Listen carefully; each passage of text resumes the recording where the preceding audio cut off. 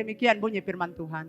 Sebab perintah ini yang kusampaikan kepadamu pada hari ini, tidaklah terlalu sukar bagimu dan tidak pula terlalu jauh. Tidak di langit tempatnya sehingga engkau berkata, siapakah yang akan naik ke langit untuk mengambilnya bagi kita dan memperdengarkannya kepada kita supaya kita melakukannya. Juga tidak di seberang laut tempatnya sehingga engkau berkata, siapakah yang akan menyeberang ke seberang laut untuk mengambilnya bagi kita dan memperdengarkannya kepada kita supaya kita melakukannya. Tetapi firman ini sangat dekat kepadamu, yakni di dalam mulutmu dan di dalam hatimu untuk dilakukan. Ingatlah aku menghadapkan kepadamu pada hari ini kehidupan dan keberuntungan, kematian dan kecelakaan. Karena pada hari ini aku memerintahkan kepadamu untuk mengasihi Tuhan Allahmu dengan hidup menurut jalan yang ditunjukkannya. Dan berpeganglah pada perintah, ketetapan dan peraturannya, supaya engkau hidup dan bertambah banyak dan diberkati oleh Tuhan Allahmu di negeri kemana engkau masuk untuk mendudukinya. Tetapi jika hatimu berpaling dan engkau tidak mau mendengar, bahkan engkau mau disesatkan untuk sujud menyembah kepada Allah lain dan beribadah kepadanya, maka aku memberitahukan kepadamu pada hari ini bahwa pastilah kamu binasa. Tidak akan lanjut umurmu di tanah kemana engkau pergi menyeberang sungai Yordan untuk mendudukinya. 19. Aku memanggil langit dan bumi menjadi saksi terhadap kamu pada hari ini. Kepadamu kuperhadapkan kehidupan dan kematian, berkat dan kutuk. Pilihlah kehidupan supaya engkau hidup, baik engkau maupun keturunanmu. Dan dengan mengasihi Tuhan Allahmu, mendengarkan suaranya dan berpaut padanya. Sebab hal itu berarti hidupmu dan lanjut umurmu, dan untuk tinggal di tanah yang dijanjikan Tuhan dengan sumpah kepada nenek moyangmu, yakni kepada Abraham, Ishak dan Yakub, untuk memberikannya kepada mereka. Puji Tuhan. Bapak Ibu diberkati. Ya, judul khotbah kita malam ini, pilihan ada pada Anda, berkat atau kutuk. Anda yang pilih. Nah, Bapak Ibu Saudara yang kekasih, kita bisa senyum kiri kanan. Jangan bikin muka bangga, ini akhir tahun. Kalau temanmu sebelah itu tidak suka bicara, ngomong sebelah, senyum buat dia. Nah, Bapak Ibu Saudara, ucapan Musa ini merupakan pidato perpisahan pada akhir perjalanan 40 tahun umat Israel sebelum mereka memasuki Kanaan yang akan menjadi negeri mereka. Percakapan Musa dengan umat Israel seperti layaknya seorang bapak atau seorang ayah kepada anak-anaknya. Sebagai seorang bapak yang baik, Musa terus mengingatkan mereka apa yang harus mereka lakukan, karena Musa nantinya tidak akan ada lagi bersama mereka dalam perjalanan menuju tanah Kanaan atau tanah perjanjian. Sudah bayangkan Musa sangat baik, bukan? Pemimpin hebat. Walaupun dia tidak diizinkan Tuhan masuk, tapi dia persiapkan umat ini untuk ke sana. Itu pemimpin yang hebat.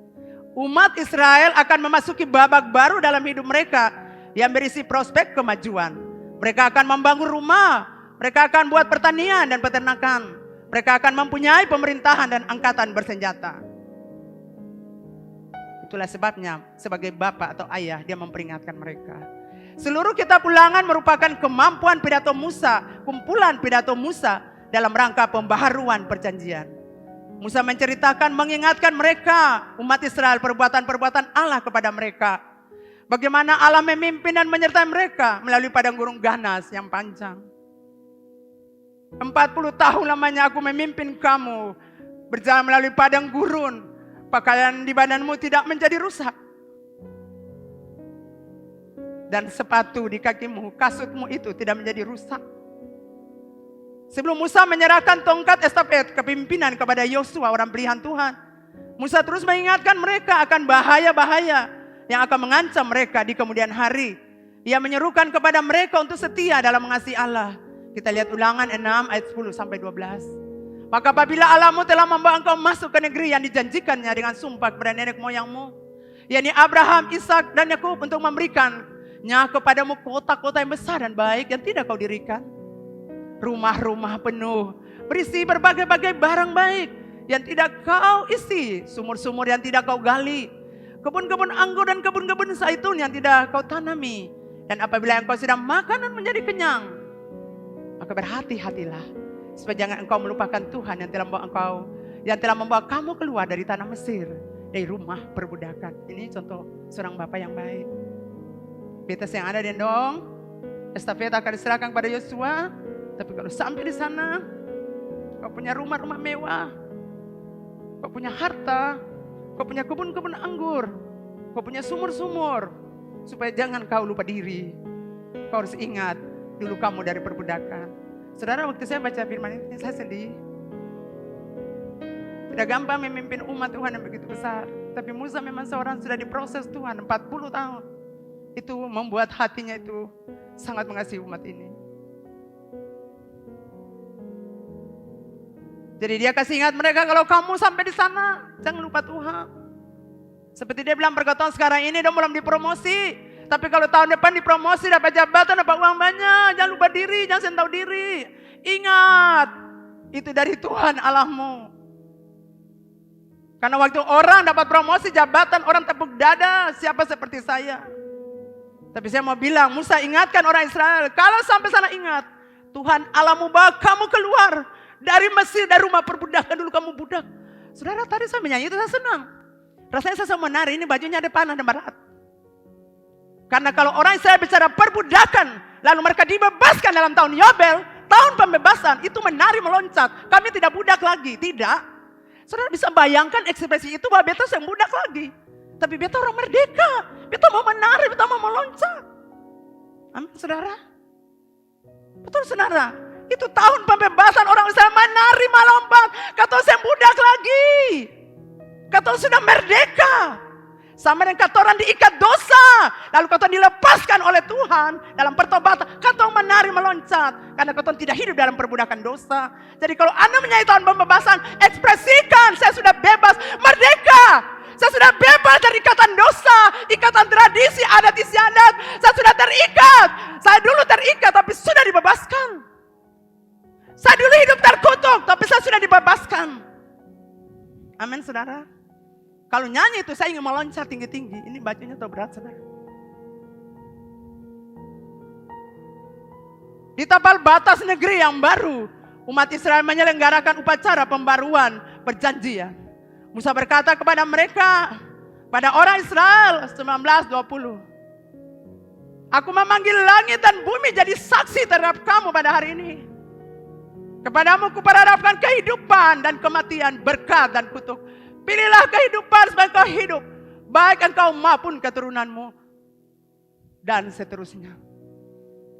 Bapak Ibu Saudara, umat Israel sedang berhadapan dengan dua kemungkinan.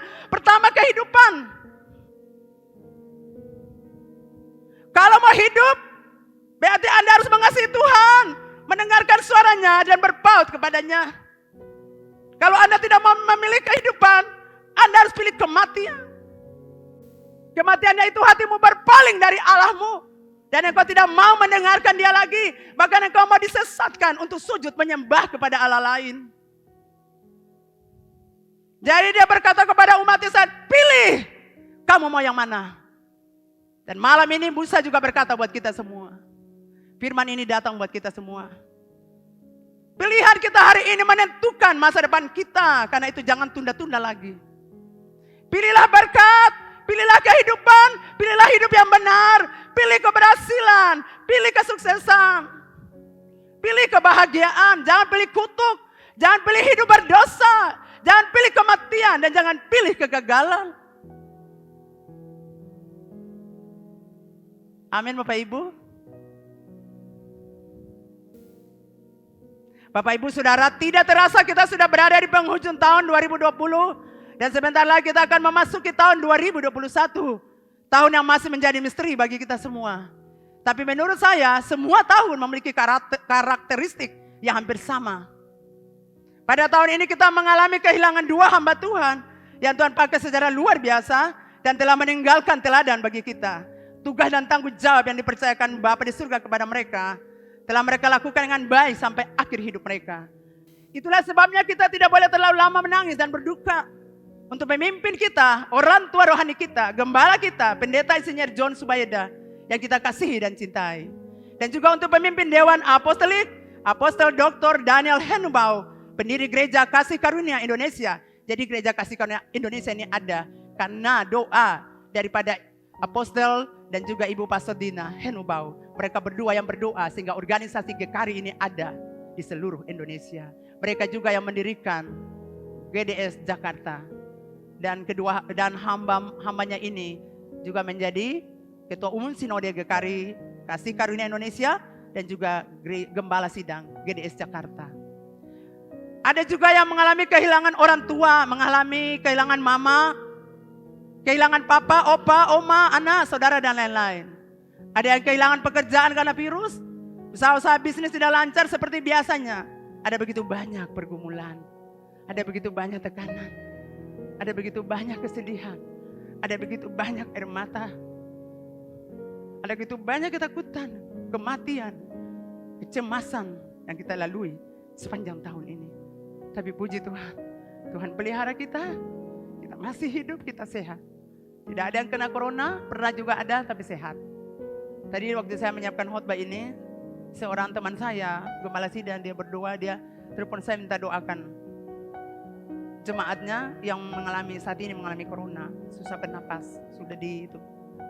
Jadi istrinya juga akhirnya kena dan kami bersepakat, kami berdua bersepakat. Dan Tuhan ingat kebaikan, cinta, pengorbanan jemaat ini. Dan Tuhan pulihkan dan sembuhkan, kami lepaskan kesembuhan buat dia. Jadi kalau kita masih hidup sampai saat ini, puji Tuhan ya. Yang meninggal pun dari gereja kita bukan karena virus, karena memang mereka sakit. Sekalipun virus corona, tapi jemaat dari Hidup Ambon tetap terpelihara dan diberkati oleh Tuhan, amin.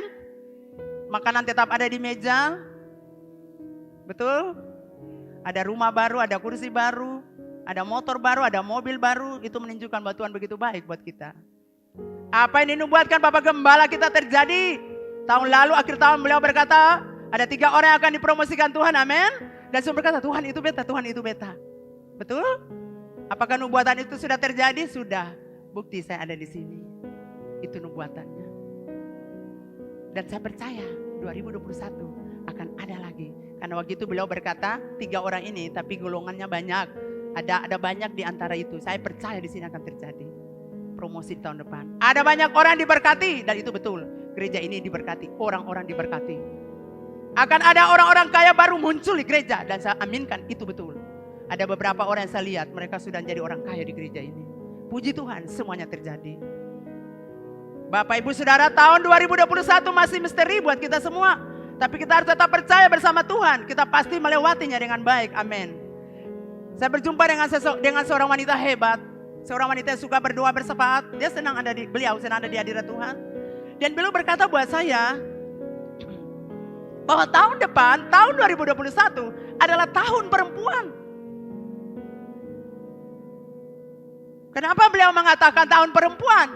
Karena tahun 2021 perempuan-perempuan atau wanita-wanita harus bangkit. Jadi saya mau katakan di malam hari ini akhir tahun untuk para wanita, yang namanya wanita, Anda harus bangkit. Dan beliau berkata kepada saya, kalau perempuan-perempuan tidak bangkit, mereka tidak akan pernah dapatkan anak-anak mereka. Kalau wanita-wanita tidak bangkit, mereka akan melihat kehancuran anak-anak mereka. Jadi wanita-wanita perempuan harus bangkit demi rumah tanggamu, demi anak-anakmu. Saya bilang puji Tuhan, kita harus bangkit. Saya harus bangkit untuk jemaat Hidup Ambon. Saya harus bangkit untuk anak-anak muda GKRI Hidup Ambon. Saya harus bangkit untuk mereka. Nah, beliau berkata kepada saya, kalau Anda tidak bangkit, Anda akan kehilangan mereka. Kalau Anda tidak bangkit, Anda akan melihat kehancuran mereka. Dan sebelum beliau mengatakan, saya sudah lihat itu terjadi di gereja ini. Makanya saya selalu berjuang. Saya ingin mendoakan anak-anak itu. Saya panggil mereka, saya doakan, saya pelayanan pelepasan mereka. Supaya mereka terlepas dari semua hal. Ibu-ibu yang sudah berkeluarga harus bangkit demi anakmu. Jangan kau duduk berpangku tangan. Jangan kau duduk masa bodoh. Berhenti dari kegiatan-kegiatan yang tidak benar, yang menghabiskan waktu cuma duduk gosip, cerita orang, bicara orang. Sampai kapan Anda cerita orang? Sampai kapan Anda bicara buruk tentang orang? Sampai kapan, saudara? Karena saya berpikir Tuhan, waktu saya singkat sekali. Kalau suami saya ada di tempat ini, saya punya waktu banyak untuk bersamaan. Satu hari itu, sebagian hari itu saya persembahkan untuk bersamaan. Tapi saya harus mengerjakan banyak hal di gereja ini. Dan itu tidak gampang. Tapi ada orang-orang datang berkata, Mama, kami tetap bersahabat buat Mama. Mama tetap maju. Jadi kadang-kadang saya stres. Tetapi saya lihat ada orang-orang di belakang saya mendoakan saya. Jadi saudara, ketika kita menabur doa buat orang, orang lain berdoa buat kita. Jadi saya harap wanita-wanita yang ada di gereja ini bangkit. Tahun 2021 itu ada banyak hal terjadi. Dan kalau Anda tidak bangkit, saya mau katakan Anda akan kehilangan anak-anak Anda. Anda akan melihat kehancuran anak-anak Anda. Karena Anda tidak punya waktu untuk mereka. Anda tidak memeluk mereka. Anda tidak punya waktu bagi mereka. Ketika mereka butuhkan Anda. Anda cuma kasih uang buat mereka. Saudara, ibu-ibu saya mau katakan. Anak-anakmu butuh pelukanmu. Pelukan mama itu pelukan kasih. Waktu kau peluk dia mendapatkan kasih. Kalau Anda duduk gosip setiap saat, kapan punya waktu untuk perhatikan anakmu? Jangan kau berkata semua baik-baik, tidak baik-baik, saudara. Kenapa saya bilang tidak baik-baik? Karena dalam pelayanan saya, anak-anak yang kecil pun sudah bersinah. Waktu dia nonton itu di dia mama punya tab itu, lalu dia bikin akam per dia teman. Jadi kalau ibu-ibu tidak perhatikan hal ini, tidak akan mendapatkan anak-anak. Mereka akan tumbuh dalam kepahitan, sakit hati, kebencian. Mereka akan tumbuh di dalam hati yang pahit. Dan ini akan hancurkan Anda satu saat. Itulah sebabnya wanita-wanita harus berdiri. Demi anak-anakmu dan pernikahanmu. Sudah diberkati? Bapak ibu saudara, ada 4 hal yang harus kita lakukan. Supaya kita hidup diberkati di tahun 2021. Sehingga terjadi multiplikasi dalam kasih karunia. Jiwa-jiwa dan ucapan syukur bagi kemuliaan Tuhan. Sesuai tema sinode kita. Jadi tahun depan kita akan melihat multiplikasi jiwa-jiwa terjadi. Tapi saya mau katakan sebelum tahun depan. Jemaat Ari Hidup Ambon sudah terjadi multiplikasi jiwa-jiwa. Wow. Terima kasih untuk semua staf pastoral saya, hamba Tuhan. Karena Tuhan pakai mereka untuk buat jiwa-jiwa di gereja ini. Setelah mereka bergerak ke dalam supranatural. Kalau berjalan dan natural. Sama mau injili saya pada corona. Mama itu saya otak. Tinggal suruh-suruh. Mama saya otak. Tapi tidak. Mereka bergerak dalam, mereka masuk supranatural. Sehingga mereka menundukkan diri pada otoritas yang ada mereka. Dan mereka mulai bergerak. Dan ketika mereka mulai bergerak. Wow, kita lampi pengudon saja. Selama ketemu berdoa, susah-susah apa lagi. Don tinggal siapa sakit, siapa dah mati. Ketemu 3 malam lah ajak don datang gereja sayang lah. Itu masih itu berlalu. Setiap tahun periode punya harus berlalu pergi. Berlalu, masalah lain lagi. Tuhan bilang ini saya pisang sansara apa lagi. Dulu sansara naik gunung turun gunung berdoa perkota toh. Jadi tinggal masuk dalam supranatural sepung hamba Tuhan saja lalu belanung pergi ambil jiwa-jiwa itu kemari. Amin saudara. Saudara nggak heran-heran. Apa ada yang salah dengan saya? Tidak ada ya. Jadi 4 hal harus kita lakukan supaya kita hidup diberkati tahun 2021. Pertama, mengasihi Tuhan. Yang kedua, hidup menurut jalan yang ditunjukkannya. Yang ketiga, berpegang pada perintah Tuhan. Dan yang keempat, hukum tabur tuai. Bapak ibu saudara, mengasihi Tuhan. Markus 12 ayat 30. Kasihilah Tuhan Allahmu dengan segenap hatimu dan dengan segenap jiwamu. Dan dengan segenap akal budimu. Dan dengan segenap kekuatanmu. Ketika seorang mengasihi Tuhan dengan cara ini, maka ia akan berhenti dari segala pencarian dan pengembaraan hidup.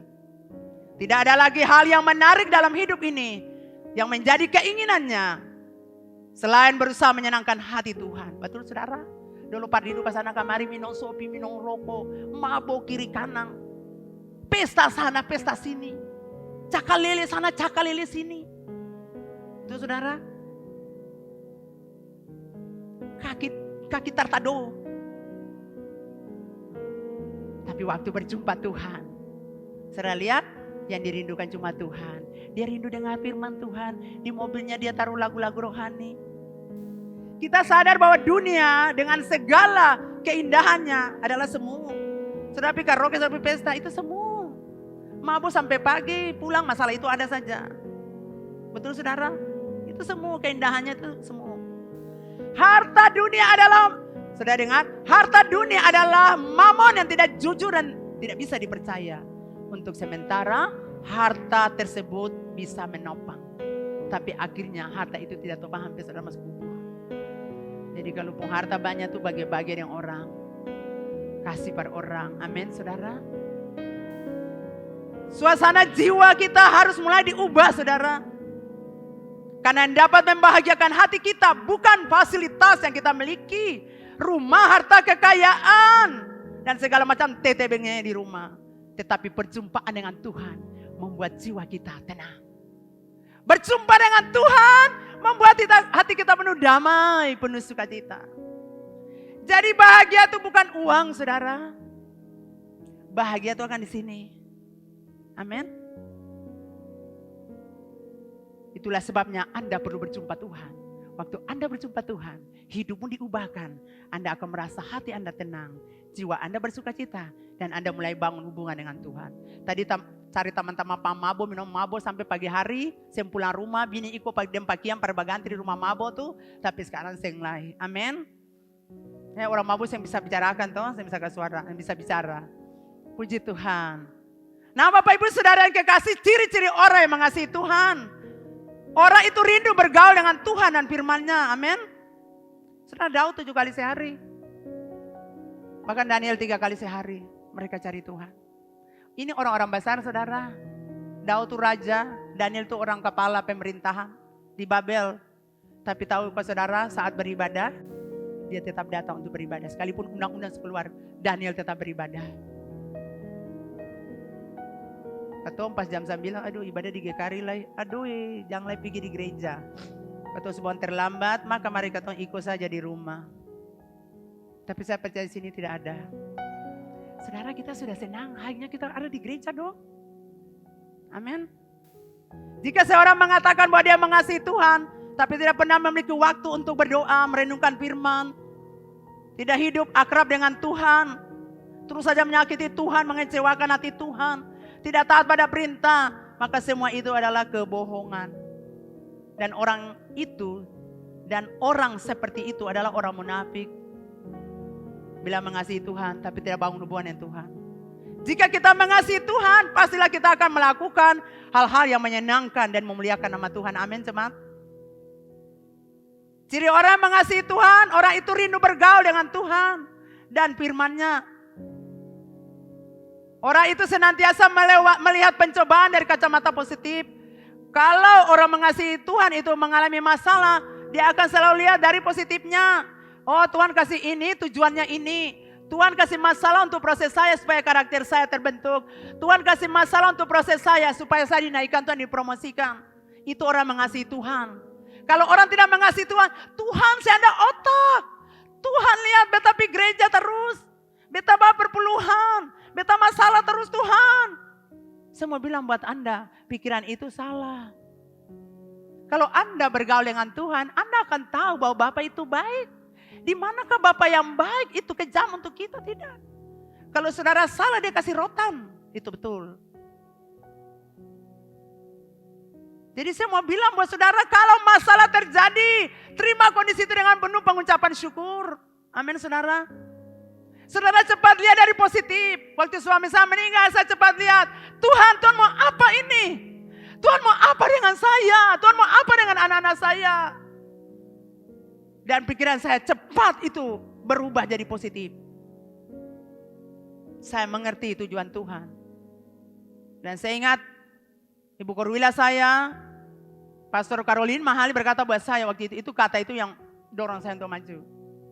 Mama, Bapak punya kematian itu bukan ibadah, itu bukan pemakaman. Tapi itu adalah penghormatan untuk Bapak dan promosi untuk Mama. Itu kata itu dobrak saya, maju sana. Begitu. Jadi saya tetap bangkit. Amin saudara. Saya tetap bangkit dan saya sudah janji untuk sinode waktu itu lewat Zoom saya bilang saya akan bangkit demi jemaat ini. Dan demi kedua putri saya akan bangkit. Jadi saya bangkit karena saya mengasihi saudara. Sudah tahu saya dan suami saya melalui Tuhan dari masa muda. Kami diangkat dari masa muda. Muda-muda seperti ini.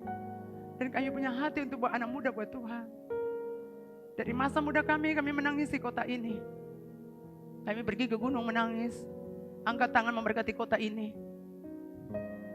Kami doa sekeliling kota, kami di Halong sana. Di gubernur punya rumah bagian atas, tanah keluarga. Semua keliling situ, dikasih rumah, itu rumah yang jaga dusunnya, dibilang rumah dusun karena belum ada rumah-rumah sekitar itu. Tahun 84. Kami berdoa bersafaat untuk generasi ini. Jadi kalau saya lihat generasi ini, saya senang. Karena saya dan suami punya hati yang sama. Suami saya tinggalkan pekerjaan sebagai seorang usaha. Dan kami berdoa melayani Tuhan. Sampai dia dipanggil pulang. Dia setia dengan panggilannya. Dan hati yang ada pada suami saya sama dengan saya. Katanya saya cari apa-apa di gereja nih saudara. Katanya cuma mau bagaimana jiwa dibawa Tuhan. Dan saya bilang betul apa yang dikatakan Ibu Pastor Tina. 2 kali dia berkata kata itu buat saya. Pastor John tidak inginkan apa-apa. Yang dia inginkan cuma jiwa. Bagaimana dibawa Tuhan. Dan beliau sudah selesai. Aduh, kata itu sangat menyejukkan batin saya. Saya sangat senang. Sudah diberkati? Kalau Bapak kita, gembala kita sudah selesai sampai akhir karena dia sudah selesai tugas. Katong mari ikut ontua. Makanya tua hidup nanti bilang kamu puji-puji beta para apa? Kamu bikin sama beta bikin supaya nanti ketemu baku dapat di surga tuh. Amin. Orang hidup mengasihi Tuhan, orang itu senantiasa hidup dalam kasih. Dia punya kasih. Kalau orang mengasihi Tuhan, dia tidak sampai hati lihat orang. Dia akan menolong orang itu. Dia akan bawa orang itu buat Tuhan. Kalau orang itu punya persoalan, dia akan cepat menyelesaikan persoalan itu. Itu orang mengasihi Tuhan. Bukan bilang kasih ini kasih minum Allegren, Sopi. Bukan bilang itu. Atau kue kering pada Natal. Bukan. Yang dibilang kasih ini punya hati Yesus, hati belas kasihan. Bagaimana orang ini perlu ditolong. Ini rumah tangga kacau, bagaimana tolong mereka. Ini anak muda hancur, bagaimana tolong mereka. Ini orang susah, bagaimana tolong. Itu hidup dalam kasih. Dia tidak lihat lagi dia punya diri. Amin saudara. Tapi bagaimana menolong orang. Sudah diberkati? Nah itu yang Bapak Gembala pikirkan dan saya. Bagaimana ya tolong orang ini? Bagaimana sih? Dan kami harus lepaskan berkat buat mereka. Nanti tiap bulan saya harus lepaskan berkat. Dan tiap saat kalau saya jalan Tuhan bilang kasih. Orang berkati saya taruh di dalam saya Tuhan bilang kasih. Kasih buat mereka. Saya tabur terus, lepas. Makanya masuk terus, lepas terus, lepas terus. Itu taburan. Yang Anda pegang irat-irat, Anda punya uang. Satu saat dia akan tolong, tidak akan tolong Anda. Yang kedua untuk saudara masuk di tanah perjanjian. Di tahun 2021, hidup menurut jalan yang ditunjukkannya. Mazmur 128 ayat 1 dan 2. Mazmur 128 ayat 1 dan 2. Nyanyian siara, berbahagialah setiap orang yang takut akan Tuhan, yang hidup menurut jalan yang ditujukannya. Apabila engkau memakan hasil jerih payah tanganmu, berbahagialah engkau dan baiklah keadaanmu. Bapak Ibu Saudara, kebahagiaan adalah sesuatu yang selalu didambakan setiap orang, betul? Setiap orang pasti ingin memiliki keluarga bahagia, keluarga diberkati. Yaitu keluarga hidupnya berkecukupan, saling mengasihi, sehat, sukses dalam pekerjaan. Anak-anak berprestasi, cerdas, serta memiliki masa depan yang gilang gemilang. Namun saudara, pada kenyataannya tidak semua orang dapat meraih hal ini. Ada keluarga yang hidupnya selalu berkekurangan. Keluarga yang kaya tapi anggota keluarganya saling membenci. Ayah kutuk anak, istri merendahkan suami, anak terlibat narkoba, pesta pora, perokok berat, bahkan keluarga yang bercerai. Jadi ketong nih masalah banyak. Coba lihat keluarga sana, sama saudara. Mereka juga punya persoalan yang sama. Jadi bahagia itu sederhana saja. Bahagia itu yaitu takut Tuhan dan hidup menurut jalan Tuhan. Kalau Anda hidup takut Tuhan, hidup menurut jalan Tuhan, itulah bahagia. Bila kita memilih untuk hidup takut akan Tuhan, maka kita akan memiliki kehidupan dan kebahagiaan yang sejati. Sebaliknya kalau kita menolak, maka hidup kita akan malang dan sengsara. Jadi ingat Bapak Ibu Saudara, hiduplah menurut jalan Tuhan. Akibat kalau orang hidup takut Tuhan, yang pertama, memakan hasil jerih payah tangannya. Kita coba buka Mazmur 128 ayat 2a. Apabila engkau memakan hasil jerih payah tanganmu. Orang-orang yang memiliki hubungan baik dengan Tuhan dalam pekerjaannya, dia akan menikmati hasil dari pekerjaan tersebut. Amin.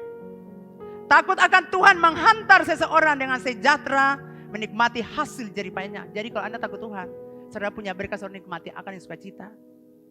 Kebahagiaan tidak ditentukan oleh jenis pekerjaan, tetapi kualitas dalam hubungan dengan Tuhan. Jadi saudara punya hubungan dengan Tuhan itu kualitas di situ, bukan pekerjaan itu. Orang-orang bekerja dengan mengutamakan ketundukan kepada Tuhan, dia akan menikmati hasil jeripayanya. Betul saudara? Orang kalau tunduk menghormati Tuhan, dia kerja, dia menikmati akan yang sukacita hasil itu. Akibat hidup takut Tuhan, berbahagialah engkau dan baik keadaanmu. Bapak Ibu Saudara, kata berbahagia menunjuk kepada sesuatu yang berkecukupan. Bahagia bukan karena kemakmuran, tetapi berkecukupan dan baik keadaannya. Apa yang kita nikmati itu benar-benar berkat dari pandangan Alkitab. Kita menikmatinya dengan rasa senang dan ucapan syukur. Kalau kau takut Tuhan, kau kerja, kau nikmati akan hasil ucapan syukur. Banyak orang secara sembunyi memakai apa yang didapatkannya. Sampai uang didapatkan pun harus disimpan di rekening orang lain.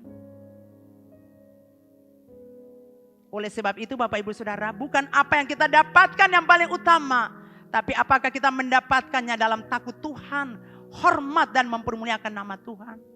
Amin. Jadi Bapak-bapak Ibu yang kerja, ingat takut Tuhan. Jangan ambil uang yang bukan uang saudara di kantor. Jangan ambil akal tapi isi akan di bini pun nomor rekening. Satu saat KPK periksa Anda bini pergi sana, masuk. Jangan ambil akal isi di Anda punya teman punya itu nomor rekening. Saudara mengasihi Tuhan, menghormati Tuhan, saudara bekerja dengan jujur, maka nikmati akan makanan itu dengan sukacita, betul? Makan bakso di pinggir jalan saja, aduh Anda balagas tengah mati. Tadi punggul-punggul rumput orang kasih 15.000, aduh dulu menikmati akan sadap. Tapi kalau pencuri orang pun uang, mama pun uang, gak bapak pun uang, saudara menikmati akan lur-lur ini sampai ada yang lihat beta. Orang kalau suka mencuri itu perhatikan. Ini ketahuan kasih, tapi di sini tidak ada, hanya di tempat lain. Ukuran kebahagiaan bukan harta kita, tetapi sukacita dalam iman percaya kita. Amin saudara. Yang ketiga, istrimu. Nah bapak-bapak dengar ayat 3. Istrimu seperti pohon anggur yang subur dalam rumahmu. Jadi kalau takut Tuhan, akibat takut Tuhan, saudara punya istri seperti itu, pohon anggur. Dampak dari seorang kepala keluarga atau suami yang takut Tuhan, istrinya menghasilkan sesuatu yang menyenangkan. Pohon anggur itu pohon lemah, tidak kuat, mudah patah. Namun bila dipelihara dengan baik, dia akan menjadi anggur yang sangat baik. Bila kepala rumah tangga atau suami takut Tuhan, maka istrinya akan bahagia. Dia akan menyenangkan hati suaminya, sehingga suasana rumah penuh damai dan nyaman. Jadi malam ini bapak-bapak dengar, mungkin bapak bilang, mama nih bilang, katong lama, beta mesti bilang berakhir tahun tutup nih, supaya jam bakal lakukan itu lepas tahun 2021. Karena mau dapat berkat bahasa di sana. Bapak-bapak punya istri itu, dong lemah gemulai. Dong makhluk perasaan tinggi. Dong seperti anggur tuh patah akang, dia sengkuat, dia lemah. Jadi sirami dia dengan damai. Sirami dia dengan takut Tuhan. Supaya dia buka gigi terus. Dia memasak terus, walaupun dia lelah, tapi dia akan memasak terus. Ya, sekalipun makanan itu sederhana, tapi kalau ada damai di rumah itu, karena suaminya takut Tuhan, suaminya memperhatikan suaminya, istrinya peluk istrinya, cium istrinya, aduh. Saudara tahu Bapak Felix ya, Pak Felix bilang buat beta, mama, dia kerja di Kota Madir, mama. Bapak bilang per beta, Felix, kalau Ose tinggal kejahatan terus, bikin dosa terus, Ose dengar ya, Ose saya akan pernah dapat kerja. Ose harus bertobat dari kejahatan tuh, lalu Tuhan kasih Ose kerja. Selama Ose saya stop kejahatan, Ose akan pernah dapat kerja. Lalu Felix serahkan hidup, saya tahu Bapak Roni atau Bapak Reni ini Felix. Setelah lihat Felix, Bapak Felix bilang buat saya, 1 bulannya, 1 minggu ya, orang telepon-teleponnya cari dia kiri kanan, dia ada loleng ke sana kemari. Dia saya tahu. Akhirnya dong ketemu dia, nyom pergi kantor Kota Madia, sampai di sana saudara, langsung kerja. Bagus. Sebenarnya luar biasa itu, hebat. Karena dia ingat gereja, dia ingat rumah Tuhan. Bapak ibu saudara, suami-suami, jadilah orang yang hidup benar di hadapan Tuhan. Dan penuhilah tanggung jawab Anda sebagai kepala keluarga yang baik. Seorang suami harus menjadi teladan kepada istrinya, terutama dalam sikap takut akan Tuhan. Jadi bapak-bapak takut Tuhan supaya jadi teladan Pak istri. Kalau maki istri, sumpah istri, pukul istri, Anda tidak jadi teladan. Jadi teladan dalam hal menghormati istri Anda. Beta su bilang uang tuh jangan pegang akang ATM. Kasih per bini tuh pegang akang. Amin. Anak-anak ayat 3. Anak-anakmu seperti tunas pohon zaitun sekeliling mejamu. Anak-anak dari seorang ayah yang takut Tuhan digambarkan sebagai tunas pohon zaitun. Itu berarti mudah berkembang dan memberikan minyak pada waktunya. Anak-anak orang tua takut Tuhan hidup berhasil. Amin saudara. Bagaimana seorang ayah berlaku dan bersikap, anak-anak juga akan mirip dengan tindakan ayahnya. Kalau bapak itu suka berdoa, anak-anak ikut berdoa. Bapak suka pemabuk 1 slogi 2 slogi, anak-anak akan pemabuk 1 slogi 2 slogi. Bapak suka merokok, anak-anak suka merokok. Tapi kalau bapak sudah suka memuji menyembah, bapak suka ke gereja, anak-anak suka ke gereja. Amin. Kalau bapak pemalas di gereja, anak-anak juga pemalas tidur di gereja. Dia bilang, mama pisahnya mewakili. Kalau mama Leni tanya, bilang kata ada lala Natal. Atau tanpa kosong dulu. Nanti akhir tahun kata pergi lain. Nanti buka tahun kata tidur lagi dulu mama. Oleh sebab itu bapak-bapak berhenti memarahi anak-anak. Coba periksa dirimu, siapa tahu sikap dan pengajaran Anda sebagai ayah itu salah. Jangan dulu hakimi anak-anak Anda akan kejahatan yang mereka lakukan. Siapa tahu kenakalan yang sama juga masih dilakukan Anda sebagai ayahnya. Rumah tangga akan harmonis apabila pemimpin atau kepala keluarga mampu menjadi imam yang baik. Bapak-bapak bilang, beta imam yang baik. 1, 2, 3. Nah, puji Tuhan. Sebentar malam panggil bini dia anak, mari kata duduk, kata berdoa. Kata hidup di dunia sementara. Kata saya tahu tiba-tiba siapa pulang, kata kan saya tahu. Jadi mari peluk bini, peluk anak tuh lalu duduk berdoa situ. Amin. Jangan nasihat panjang tak lalu, mau saya bagi, jangan lagi, itu berlalu. Peluk dia saja lalu berdoa situ ya anak-anak. Amin. Jadi dulu anak kata saya mulai kurang ajar, saya mulai ala. Jangan lagi menghakimi anak-anak di malam akhir tahun. Siapa angka saudara jadi hakim buat mereka. Tidak perlu. Peluk istri, mari saya berdoa sebagai kepala keluarga. Dulu kamu berdoa, sekarang saya berdoa. Peluk anak-anak, terima kasih puji Tuhan 1 tahun Tuhan jaga katong masih hidup. Walaupun virus corona, tapi katong masih makan. Katong punya uang, katong sehat. Peluk dorang, doakan dorang. Amin. Jangan ikut orang tua dulu duduk situ. Dari 1 Januari sampai ini, saya suka naikkan nari, naikkan donong. Saya suka pi berenang. Itu berlalu saudara. Masa itu di sekarang tidak lagi. Peluk mereka, cium mereka, doakan mereka. Saya percaya semua diberkati. Sudah hampir selesai saudara. 3, berpegang pada perintah Tuhan. Supaya Anda masuk tahun 2021, pegang firman. Tuhan tahu bahwa umat Israel akan lupa diri dengan berbagai kemakmuran dan meninggalkan Tuhan. Kenyataan ini juga menjadi beban moral bagi Musa. Karena dia tidak akan menuntun mereka lagi ke tanah perjanjian. Itulah sebabnya Musa menasihati mereka untuk berpegang pada perintah Tuhan. Saudara pegang perintah Tuhan seperti begini. Mama-mama yang punya anak kecil, kalau jalan anaknya dipegang.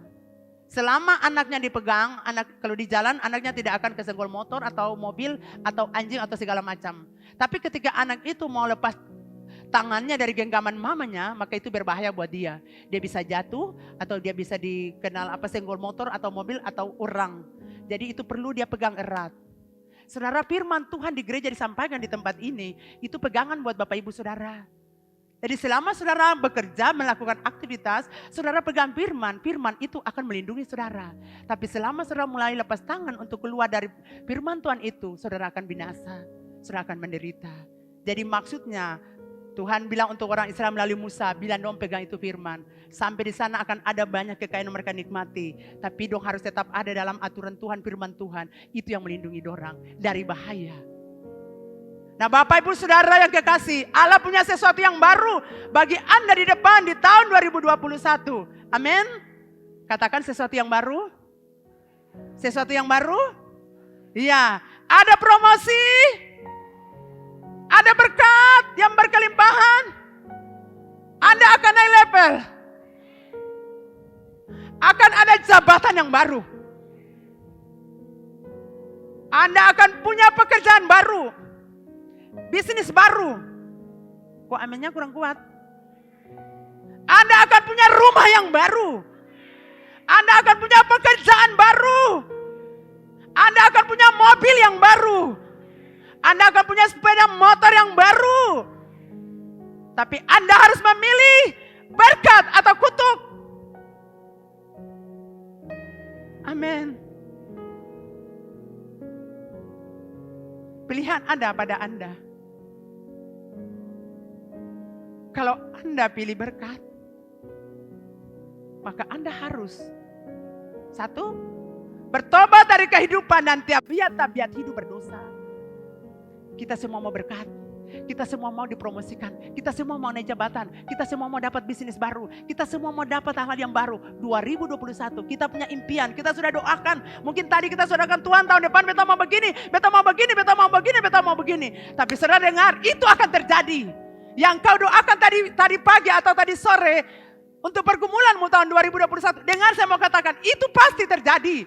Pasti saudara, itu pasti terjadi. Tadi yang kau bersama dan tahun 2021, Tuhan akan buktikan. Terjadi, terjadi, terjadi, terjadi, terjadi. Anda akan mendapatkannya. Sekalipun banyak tantangan, tapi jabatan baru Tuhan kasih Anda bekerja di kantor-kantor. Yang kedua saudara, Anda harus rendahkan diri Anda. Satu, bertobat dari tabiat hidup berdosa. Dua, rendahkan diri Anda. Karena kalau Anda tidak rendahkan diri Anda akan jadi sombong ketika Anda duduk di jabatan. Saudara lihat Raja Saul ketika dia ada di tempat yang tinggi. Ketika dia ada di tempat yang tinggi seperti raja, dia anggap remeh Samuel, pemimpin rohaninya. Saul merasa sombong, akhirnya jabatan raja diambil dari Saul dan diberikan kepada Daud, orang pilihan Allah. Ketika Anda sombong dan congkak, saya mau katakan, Allah pergi menjauhi Anda. Saudara akan dapatkan promosi itu, saudara akan dapatkan rumah itu, saudara akan dapatkan mobil itu, saudara akan dapatkan jabatan itu punyamu saudara. Anda punya kursi kosong di kantor dan itu tidak boleh diduduki orang lain, itu punya Anda. Dan tahun 2021 Anda akan tempati itu. Itu bukan untuk orang, itu untuk Anda. Untuk Anda yang berjerih lelah melayani Tuhan. Untuk Anda yang setia dengan Tuhan. Untuk Anda yang mengasihi Tuhan, yang melayani di rumah Tuhan. Itu kursi buat Anda, bukan untuk orang lain. Itulah sebabnya malam ini Tuhan bilang, kalau kau sudah duduk di kursi itu, di kursi jabatan itu, di kursi promosi itu, di kursi kehormatan, jangan sama seperti Saul yang lupa siapa pemimpin rohaninya. Amin saudara. Saul lupa bahwa yang membuat dia itu demikian satu Tuhan. Yang kedua Samuel. Samuel yang mengurapi dia. Samuel yang buat pesta untuk dia. Waktu dia perayaan menjadi raja. Tapi waktu dia duduk, dia lupa siapa itu Samuel. Saudara, kalau saudara dipromosikan 2021 nanti, jangan lupa pemimpin rohani Anda. Pemimpin spiritual Anda. Karena satu Tuhan. Yang kedua, pemimpin itu yang membuat Anda diberkati. Bukan orang lain. Yang ketiga, Anda harus lepaskan orang-orang, sahabat-sahabat Anda di masa lalu yang merusak hidup Anda. Orang-orang yang salah, yang tidak membangun kehidupan spiritual Anda. Harus lepaskan orang-orang ini karena mereka tidak punya guna untuk Anda. Teman-teman pemabok harus lepas dorang. Teman-teman peminum harus lepas dorang. Teman-teman pesta itu harus lepaskan dorang. Kalau Anda mau lihat hal-hal tadi spektakuler itu terjadi 2021. Ikatan-ikatan jiwa dengan orang-orang yang salah, yang sulit dipisahkan, harus dilepaskan. Amin saudara. Tinggalkan orang-orang yang salah. Teman-teman saudara, grup-grup saudara yang salah. Bapak Gembala bilang, kasih nggak konco-konco tuh. Grup-grup yang meracuni dan menghancurkan hidupmu. Saudara tinggalkan mereka. Orang itu tidak mau keuntungan buat Anda. Saudara mabuk sampai pagi, keuntungannya apa sih? Pulang pukul bini lalu cerai. Itu keuntungannya di situ. Itu keuntungan saudara, tidak, itu kerugian. Tinggalkan orang-orang di masa lalu, entah pacarmu. wanita selingkuhanmu, kasih tinggal dorang sudah. Kalau mau lihat promosi Tuhan, saudara jangan putar-putar terus. Amin saudara. Jadilah bapak yang baik. Anak-anakmu itu sudah besar loh, bapak-bapak. Jangan selingkuh. Saudara saya mau bilang bapak-bapak selingkuh. Dengar, saya mau bilang anak-anak itu pahit. Dong saksikan dong punya mama diperlakukan dong bapak. Dan apa di dong hati? Tunggu beta besar, beta bunuh bapak. Itu bagian yang pahit hati. Jadi kalau Anda pernah buat itu, akhir tahun Sabanta nih peluk mama tuh bini telah bilang maaf, beta sempar di dulai. Beta nikah siri lah ma. Beta mau nikah gereja saya sih. Amin. Peluk itu anak-anak. Papa saya akan buat begitulah. Papa saya yang mama. Amin, yang adik-adik. Bisa kasih papa-papa. Yang taruh sini sayang. Lalu yang dibini di rumah itu siapa? Hapus malam ini, hapus. Sayang yang segala ketebengen. Nenek-nenek raga runcing. Hapus akan semua. Hapus dari sini. Jangan ada dia di sini lagi. Dia penghalang berkat buat saudara. Dia punya uang banyak, nanti dia ambil akan habis dulu, baru tinggal saudara kurus kering. Jadi jangan bercico. Uang tuh di rumah Tuhan, jangan kasih akan perempuan-perempuan yang tidak benar. Stop sudah bapak-bapak hari hidup Ambon. Jangan sakiti hati istrimu. Stop sudah. Amin. Anak-anak muda, lepaskan hidupmu dari masa lalumu. Lepaskan orang-orang yang membuat engkau menderita.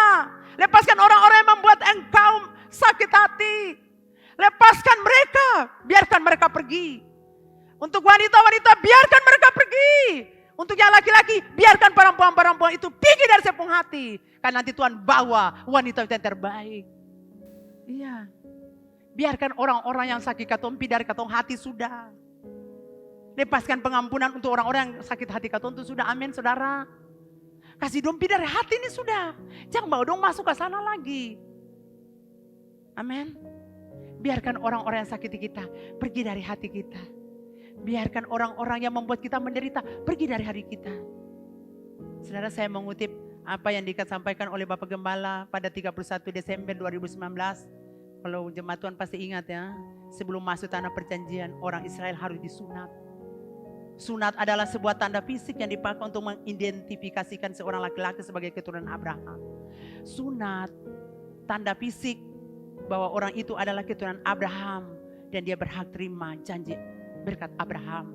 Jadi harus disunat supaya kita tahu bahwa dia ini keturunan Abraham. Dan karena dia keturunan Abraham, dia layak terima berkat. Nah ini Bapak Gembala bilang sunat dalam perjanjian lama. Coba kita lihat sebentar. Iya.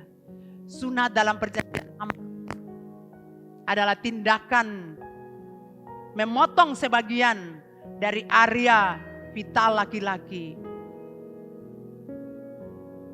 Sunat pada masa itu sangat menyakitkan.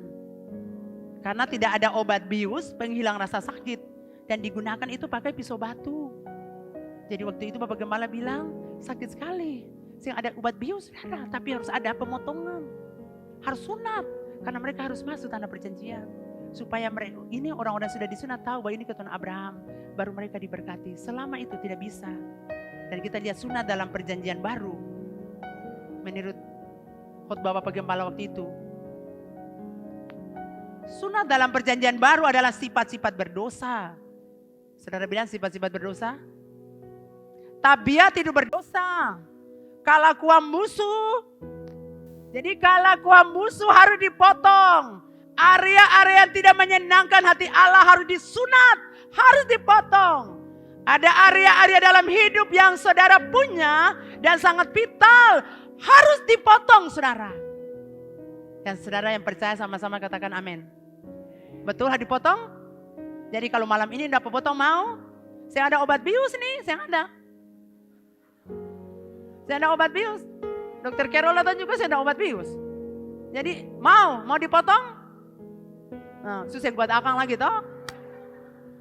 Artinya kelakuan-kelakuan berdosa itu stop akan sudah. Pukul bini, stop akan sudah. Maki bini, stop akan sudah. Pegang ATM dan uang-uang, stop akan sudah. Amin. Dan bapak-bapak saya buat bilang, karena dong ada di situ. Suka selingkuh, tipis-tipis, stop sudah. Stop akan sudah. Sampai itu sudah, potong akan Bapak Gembala bilang potong sudah. Supaya memasuki tahun 2021. Terjadi multiplikasi jiwa-jiwa. Amin. Penuaian di tempat ini. Panen raya di tempat ini. Seperti apa yang sebelum Bapak Gembala pergi, dia berkata dia sudah melihat penglihatan. Ribuan anak muda mengalir masuk di gereja ini. Dan itu pasti terjadi. Amin. Mau masuk tanah perjanjian, itu yang harus mau masuk di 2021. Itu yang harus saya buat. Potong kebiasaan-kebiasaan hidup. Malam ini potong akan memaki basumpah pancuri parlente mama bapak, parlente laki, parlente bini. Stop akan sudah. Pancuri laki uang, pancuri bini uang. Stop akan sudah. Stop sudah. Pamabo pamin. Stop sudah. Pesta bapesta pergi di Tulehu sana, Bali di Paso, Bali lah Tuhan. Stop bapesta sudah. Stop sudah. Sampai sudah saudara yang lalaka. Saudara sudah usia tuh kaki sudah mulai goyang-goyang. Masih pesta-pesta lagi. Stop sudah. TikTok segala macam. Stop akan sudah saudara. Stop sudah.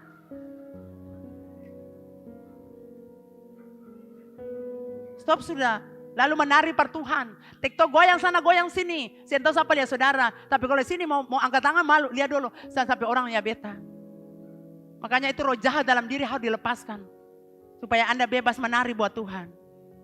Yang terakhir saudara, hukum tabur tuai. Galatia 6 ayat 7. Jangan sesaat Allah tidak membiarkan dirinya dipermainkan orang. Karena apa yang ditabur orang itu yang akan dituai. Satu lagi Amsal 11 ayat 25. Siapa banyak memberi berkat diberi kelimpahan. Siapa memberi minum, dia sendiri akan diberi minum. Amin saudara. Saya tidak bicara ini lagi karena setiap tahun kita buat itu. Siapa yang mau mengharapkan dapat berkat besar tahun 2021. Siapa rindu dapatkan berkat besar, bisa angkat tangan. Ya semua ya. Itulah sebabnya harus apa? Tabur sebanyak mungkin di tahun 2020. Saudara saya dan suami saya selalu tabur. Kami selalu menanti akhir tahun untuk kami tabur. Bahkan saya bilang untuk Mami Dela, untuk tim Dosover, kita tabung uang di situ, taruh. Supaya nanti akhir tahun kami punya uang. Tadi juga saya sudah ambil, saya punya uang dari tim itu. Karena kami tabur, kami cicil-cicil sudah setiap bulan. Kami cicil-cicil, kami belajar Pastor Lady, cicil-cicil itu uang akhir tahun. Apakah saudara kami susah? Tidak. Kami tidak pernah susah. Kami tidak pernah kekurangan uang. Tidak pernah, justru saya lihat dari awal tahun. Setiap tahun kalau saya dan suami, awal tahun sampai tutup akhir tahun kami hidup kelimpahan. Suami saya bisa bawa saya ke luar negeri untuk ulang tahun saya. Setiap tahun saya pergi ke luar negeri. Bahkan kemarin bisa ke Jepang, Bangkok dan Penang. Itu luar biasa. Tuhan membawa kami dan itulah hari terakhir. Bahkan juga ke mana kemarin, Palu juga untuk pernikahan daripada Desi Manu Putih. Jadi saya mau lihat bahwa Tuhan itu hebat. Ketika kita tahu melepaskan berkat, maka kita akan melihat berkat Tuhan. Saudara, ini saya punya akhir tahun saya sudah bawa. Jadi ini bukan perpuluhan. Ini akhir tahun. 1 Januari sampai 31 Desember katong masih hidup. Setiap saya bangun pagi saya bilang, Tuhan dangke saya masih hidup. Saya masih hidup, masih bernapas. Itu berarti Tuhan masih inginkan saya berbuat sesuatu di muka bumi. Tugas saya belum selesai. Jadi saudara, uang yang saudara mau kasih per Tuhan tuh ingat beta bilang. Saudara pergi di MCM, ACC beli baju juta toh. Sepatu akan cocok yang akan punya apa di sini nih. Bunga-bunga di sini, kalung-kalung, anting-anting. Satu pasang itu satu set taruhlah 900 atau 750 ribu. Lalu saudara tampar Tuhan kasih 1000. Lalu Tuhan bilang, beta jaga saya pun napas tuh. Coba kalau beta ambil saya pun napas. Saudara punya uang banyak karena Tuhan. Tuhan bilang kalau saya tidak kasih kamu napas hidup, kamu tidak bisa bekerja. Kalau saya tidak kasih kamu kekuatan, kamu tidak bisa bekerja. Amin. Jadi akhir tahun kita bisa bikin apa-apa per Tuhan. Mari kita mau tabur supaya nanti 1 Januari kita akan melihat berkat mengalir di katong. Amin saudara. Dan semua yang percaya katakan amin.